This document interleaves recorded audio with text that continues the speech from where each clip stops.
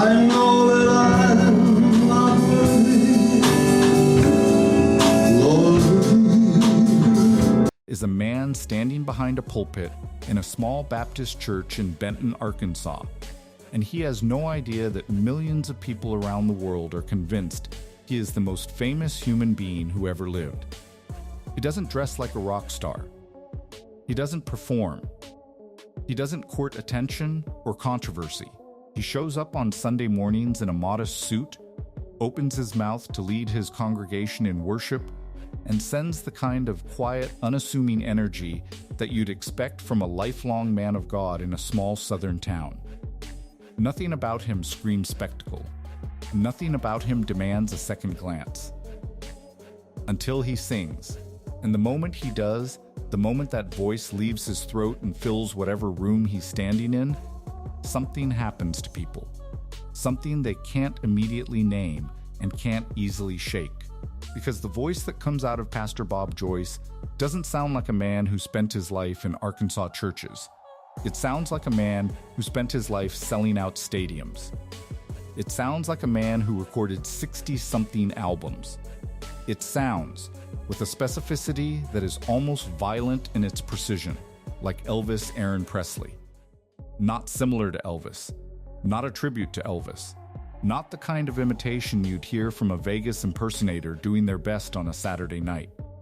We're talking about the same chest resonance, that low, warm, almost gravitational pull that Elvis had in his voice that made you feel it in your sternum before your brain even processed the melody. We're talking about the same breath control, the same way certain words get stretched across a note like taffy until they mean something more than what they say. The same bending of vowels, the same instinctive, unhurried confidence of a man who has always known, on a cellular level, that his voice is a gift that cannot be manufactured. When the first clips of Bob Joyce singing began circulating online, and nobody can pinpoint exactly when or how it started, which is interesting in itself, the reaction wasn't laughter. It wasn't mockery. People didn't watch the video and roll their eyes at another conspiracy theory born on the internet. They went quiet. They watched it twice. They sent it to someone they trusted and typed. In the message box, some version of the same 3 words, "Tell me I'm wrong." And that silence, that collective pause before the disbelief set in, tells you everything about what people were actually hearing. Because if the voice sounded nothing like Elvis, the video would have been forgotten in 48 hours. It would have been a footnote, a curiosity, maybe a punchline. Instead, it spread. It kept spreading, and it keeps spreading today, years later, because every new person who hears it for the first time goes through the exact same sequence: confusion, then attention, then something that feels uncomfortably close to recognition. Now, before we go any further, let's be clear about who Bob Joyce appears to be on paper. He is a Baptist pastor. He has led the Harvest Church in Benton, Arkansas for years. He is, by every surface-level account, a devoted minister who preaches the gospel, serves his community, and lives what looks like a private, purpose-driven, deeply faithful life. He is not running for office. He is not releasing music. He is not doing anything that would logically invite the level of global scrutiny that has quietly, persistently followed him. And yet, the scrutiny came anyway. It came because the voice was too specific to ignore.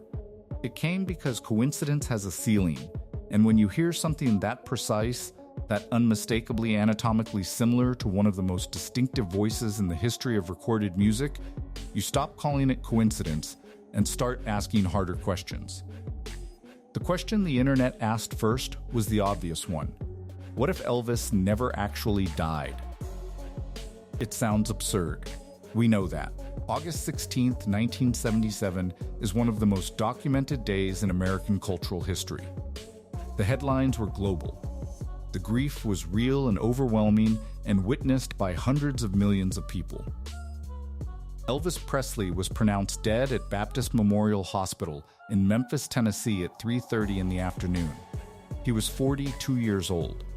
He was buried at Forest Hill Cemetery, before being moved to the meditation garden at Graceland, where his grave still sits today, visited by thousands of mourners every single year.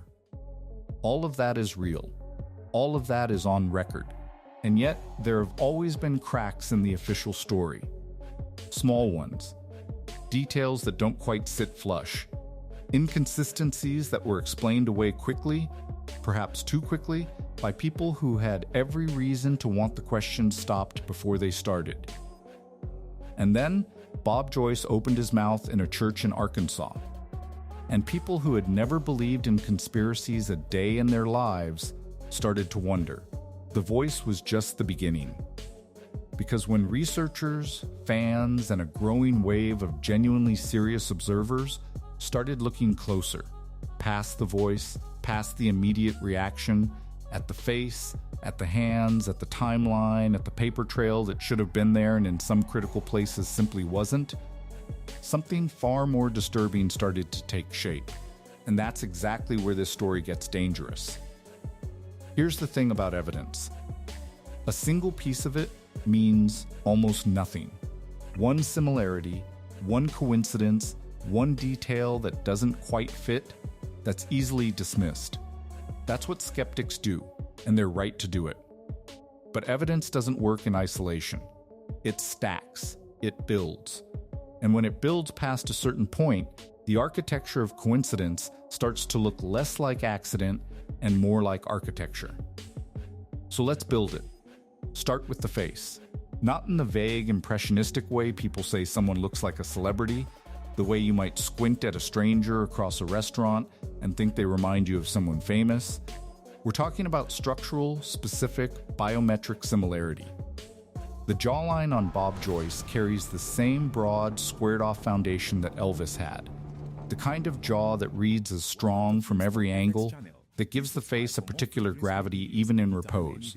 The ears, and this matters more than most people realize, because the external ear is one of the most unique physical identifiers on the human body, as distinct as a fingerprint, carry proportions and curvature that multiple people, independently, have flagged as strikingly consistent with photographs of Elvis across different decades of his life.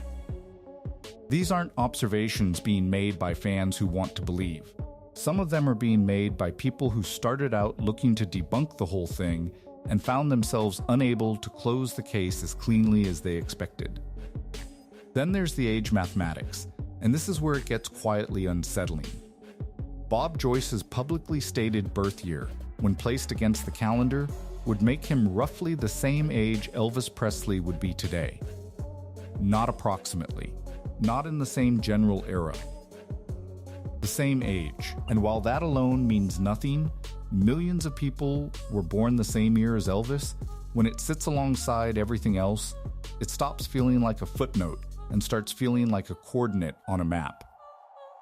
But it's the behavioral evidence that tends to hit people the hardest. Because behavior is the hardest thing to fake over a lifetime. Bob Joyce doesn't just sound like Elvis when he sings. He carries himself with a specific kind of charisma, warm, self-aware, effortlessly magnetic, that feels less like personality and more like muscle memory. There's a way he tilts his head slightly when he's making a point, a particular rhythm in how he moves between humor and sincerity mid-sentence, a physical ease in front of an audience that most people spend entire careers trying to manufacture and never quite achieve. These are not things you practice into existence. These are things that live in the body from decades of use. And then there's the faith layer, which is perhaps the most important piece of context that casual observers tend to skip past. Elvis Presley was not performatively religious. His relationship with gospel music and with God was not a PR strategy or a Southern affectation. It was the bedrock of who he was. The people closest to him knew it. His gospel albums, How Great Thou Art, He Touched Me, weren't commercial calculations. They were confessions. He told people in his inner circle more than once that gospel was the only music that made him feel honest, that it was the only place where the performance ended and the person began.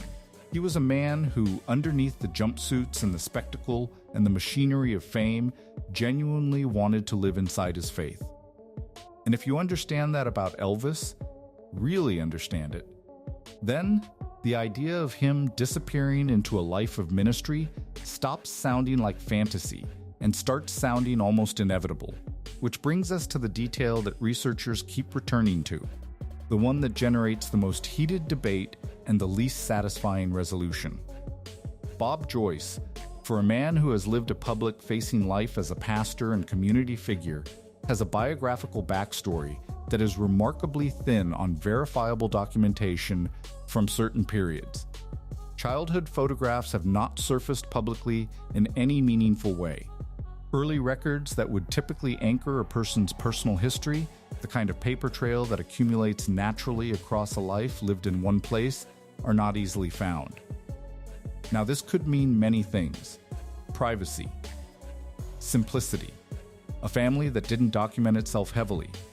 These are all reasonable explanations, but in an era where genealogical research has become a precise and powerful tool, the absence of a robust, publicly traceable early life is, at minimum, worth noting. And the people who have noted it are not fringe conspiracy theorists operating from basement websites. Some of them are meticulous researchers, former journalists, and lifelong Elvis scholars who came into this story ready to dismiss it and left with more questions than they arrived with. You can dismiss the voice if you try hard enough. You can explain away the face. You can rationalize the behavioral similarities and the age alignment and the biographical gaps one at a time in isolation and feel reasonable doing it. But here's the problem. Here's what keeps this story alive decade after decade, video after video, generation after generation of new eyes encountering it for the first time. You can't dismiss all of it at once. And the moment you try, the moment you line up every thread and attempt to wave it away with a single clean gesture, the threads don't disappear. They pull tighter. You can dismiss one thing. You can dismiss two things. But at what point does dismissing everything start to feel like the real conspiracy? More than 90% of the people watching this video right now still aren't subscribed. And that means most people are missing out on exclusive, untold stories about Elvis Presley you won't find anywhere else. If you don't want to miss the next revelation, now's the time. Subscribe, hit the bell, and share this video with one friend. Now let's continue. We've been asking the wrong question this whole time.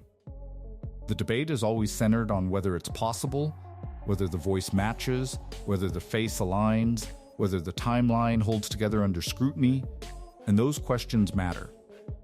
But they're the second question. The first question, the one that has to be answered before any of the evidence means anything, is simpler and far more devastating. It's this: did Elvis Presley have a reason to disappear?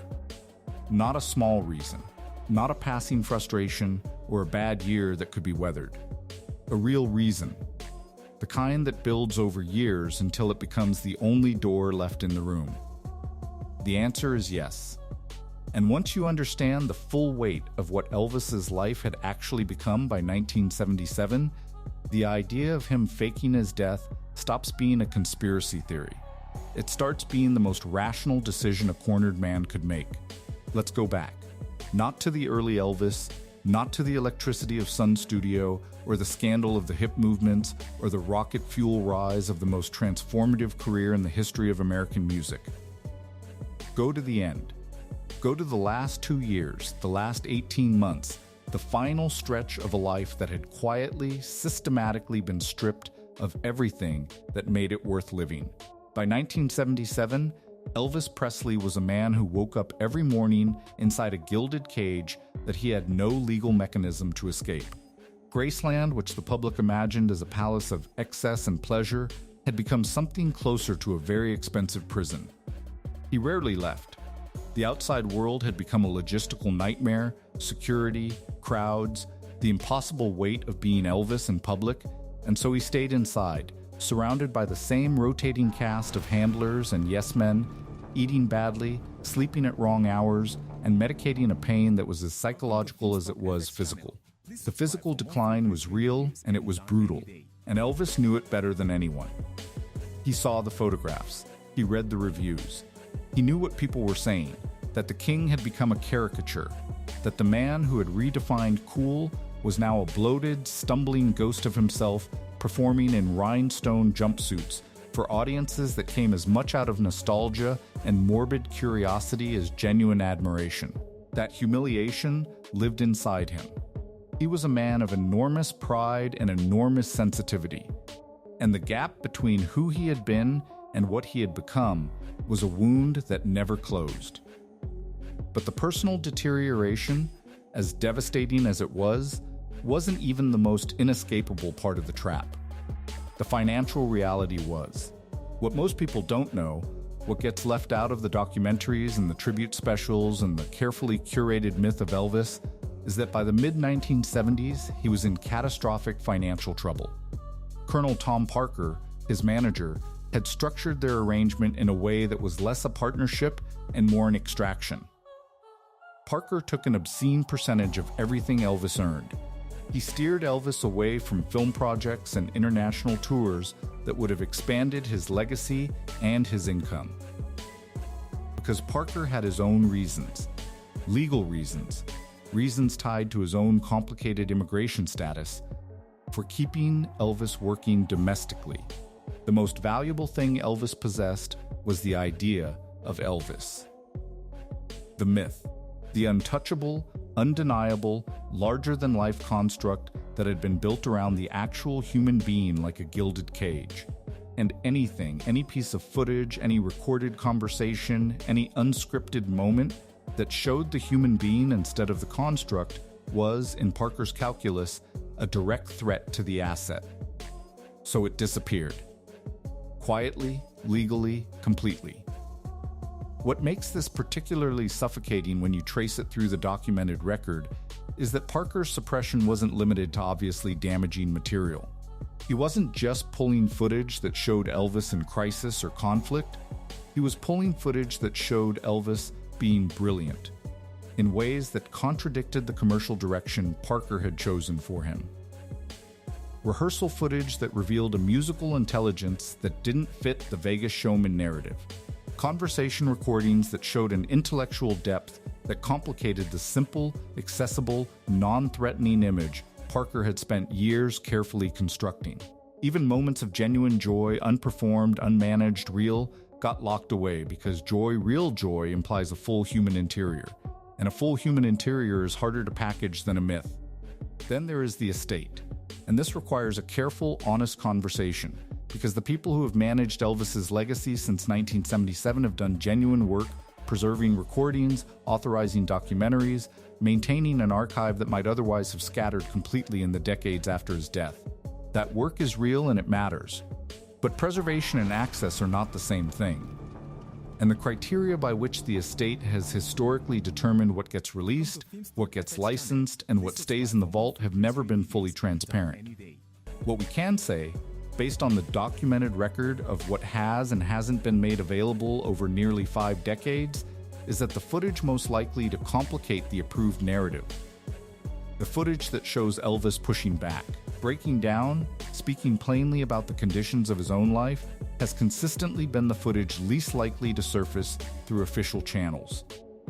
Whether that reflects a deliberate policy or simply the natural institutional conservatism of an organization protecting a billion-dollar brand is a question that deserves a far more direct answer than it has ever received. The machine that controlled Elvis, how a legal and commercial empire buried the truth, and beneath all of this sits the legal and commercial architecture that made indefinite suppression not just possible, but structurally inevitable.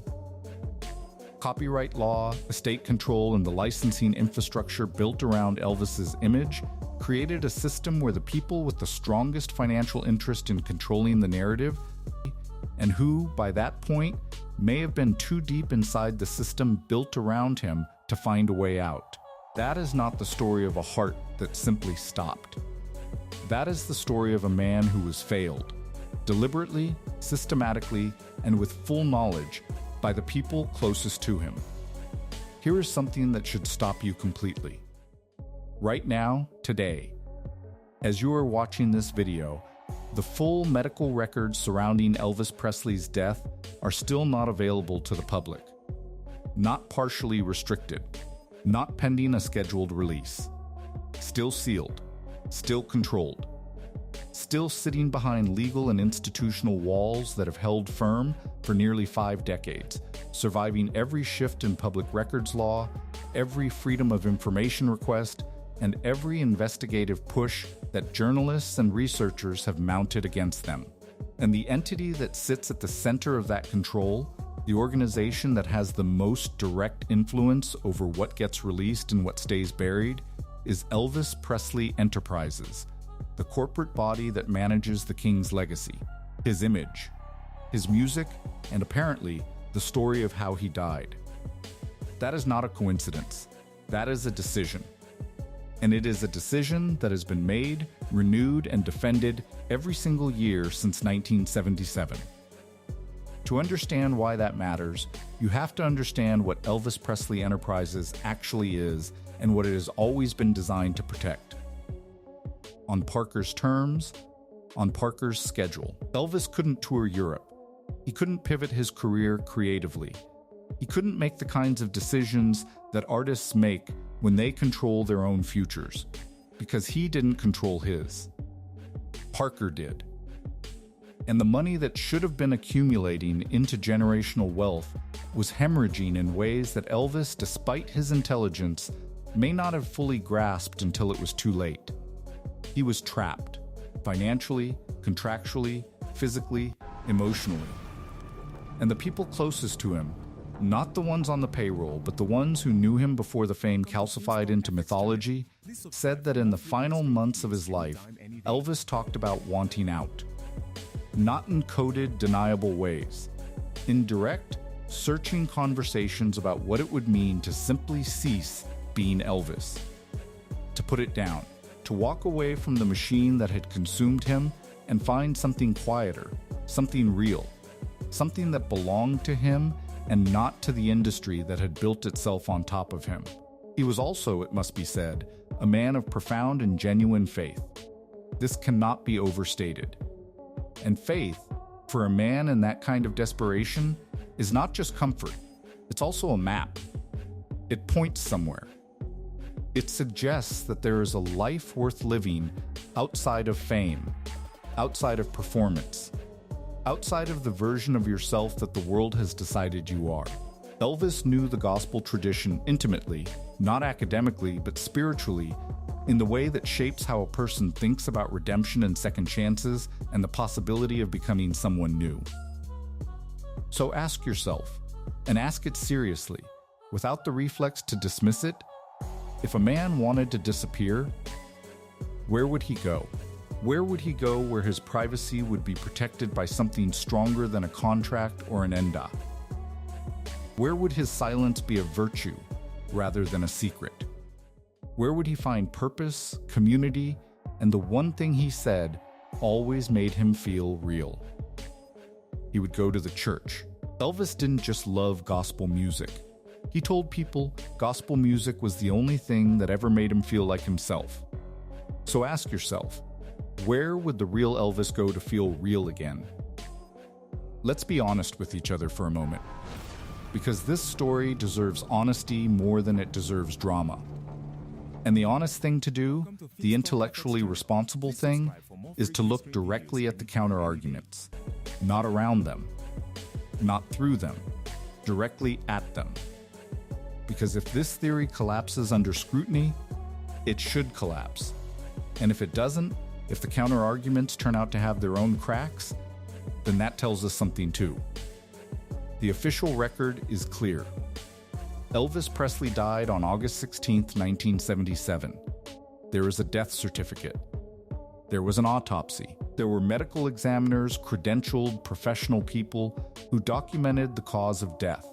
There was a funeral, a burial, a family in grief so visible and so raw that it broadcast itself across every television screen in the country.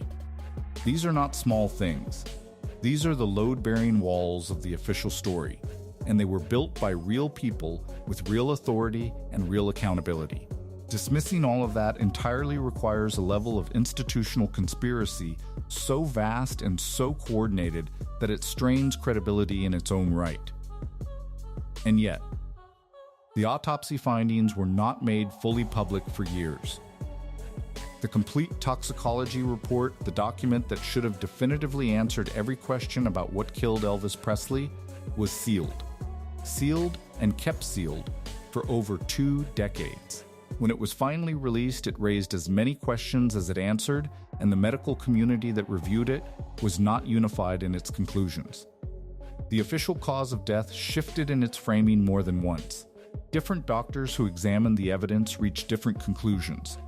And the access to the body, the timeline from discovery to funeral, the speed with which everything was processed and concluded and closed, all of it moved at a pace that several independent observers, including people with no personal stake in any conspiracy, described as unusually, almost aggressively, fast.